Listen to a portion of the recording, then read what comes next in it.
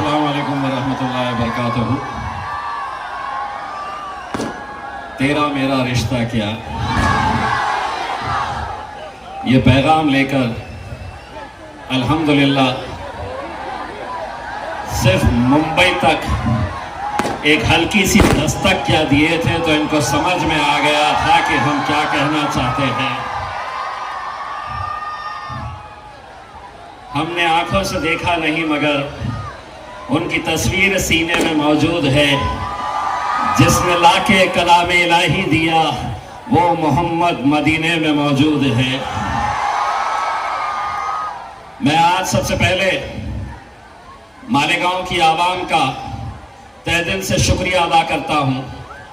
मेरे क़ायद बैरिस्टर असदुद्दीन अवैसी साहब, अकबरुद्दीन अवैसी साहब, हमारे मलिक ब्रादरान, मजलिस के चाहने वाले तमाम नौजवानों, बुजुर्गों, साथियों, ये बहुत खुशी की बात है कि मुफ्ती इस्माइल साहब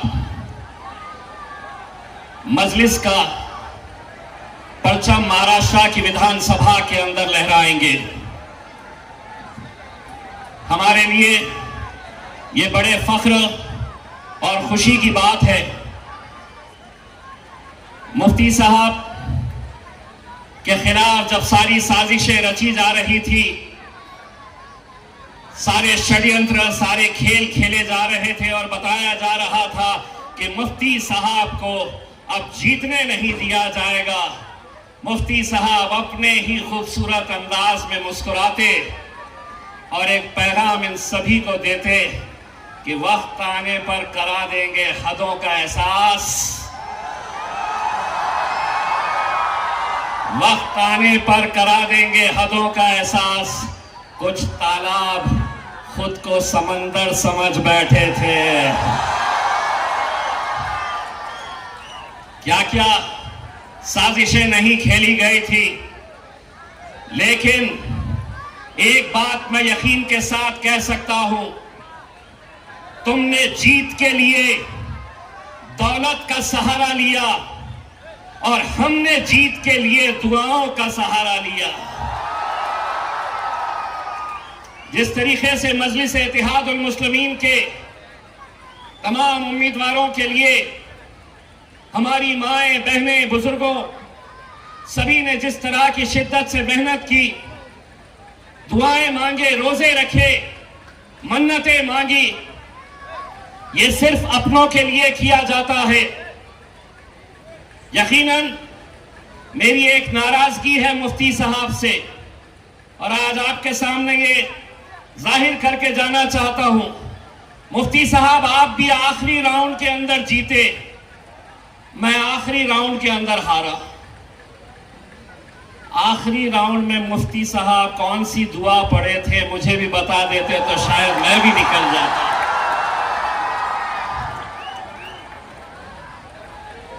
मेरे पास तो इतने आ गए थे,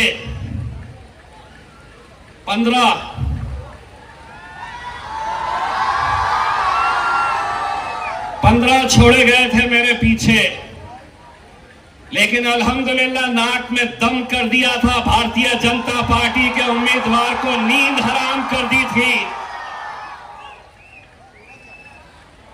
एक बात वो ये समझ रहे कि एमएलए का इलेक्शन नहीं जीते, एमपी का इलेक्शन हार गए। उन सभी लोगों को एक पैगाम देना चाहते हैं, उसी अपने ही अंदाज में दोबारा लौट आएंगे। किताबों पर धूल चढ़ने से कहानियां खत्म नहीं होती है मेरे भाई, ये समझ रहे हैं।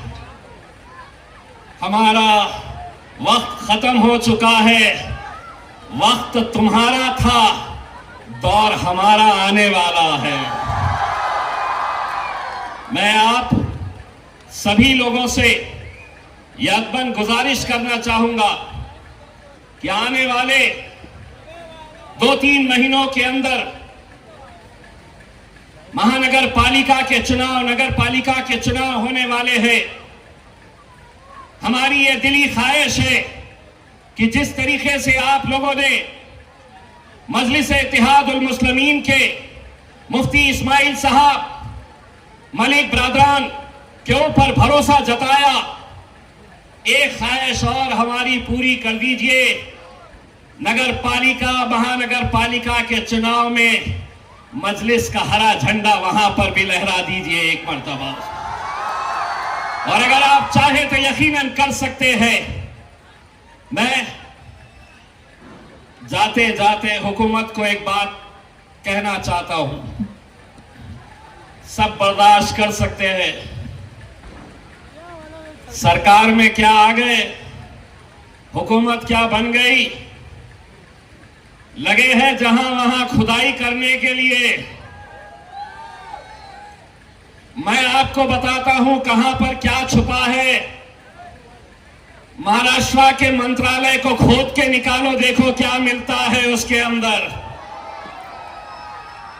और एक बात, हमारे नबी करीम सल्लल्लाहु अलैहि वसल्लम के खिलाफ जब गुस्ताखी हुई तो एक आवाज के अंदर महाराष्ट्र की आवाम महज एक नारे के ऊपर इकट्ठा हो गई और वो नारा यही था कि तेरा मेरा रिश्ता क्या, तेरा मेरा रिश्ता क्या। बंबई तक गए थे। ऐसा वक्त मत लेकर आओ कि ख्वाजा गरीब नवाज के लिए अजमेर तक जाने की नौबत हमारे ऊपर मत लेकर आओ। एक बार गए थे, दूसरी बार भी जा सकते हैं और ताकत के साथ जा सकते हैं। यकीनन मालेगांव की आवाम का हम तहे दिल से शुक्रिया अदा करते हैं। आपकी मोहब्बतों का हम लफ्ज़ों में शुक्रिया अदा नहीं कर सकते हैं। हम एहसानमंद हैं आपकी मोहब्बतों का, क्योंकि हमें मालूम है कि मुफ्ती इस्माइल साहब को हराने के लिए कैसे कैसे हथकंडे अपनाए गए थे। लेकिन एक बार फिर से मैं कहना चाहता हूं, इलेक्शन के दौरान वोट तो दिए जाते हैं, लेकिन कई इलेक्शन ऐसे होते हैं जो दुआओं से भी जीते जाते हैं। और मुफ्ती इस्माइल साहब जिसकी एक जिंदा मिसाल है कि जब लोगों ने अपना हाथ उठाया, लोगों ने मस्जिदों में जाकर सिजदे में मुफ्ती साहब की कामयाबी के लिए दुआएं की, तो आखिरी के चंद लम्हों के अंदर जो यहाँ थे वो वहां चले गए, जो वहां थे वो यहाँ पर आकर बैठ गए। मुफ्ती साहब सिर्फ इतना कहना चाहूंगा, आंकड़े मायने नहीं रखते हैं कि विधानसभा में कितने गए हैं। हो सकता है आपसे लोग कहेंगे एक है, क्या कर लोगे, तो उनको कहना 6 फुट 4 इंच एक पार्लियामेंट को हिला सकता है तो मुफ्ती साहब महाराष्ट्र की विधानसभा भी हिला सकते हैं। बहुत बहुत शुक्रिया। वाक़िअत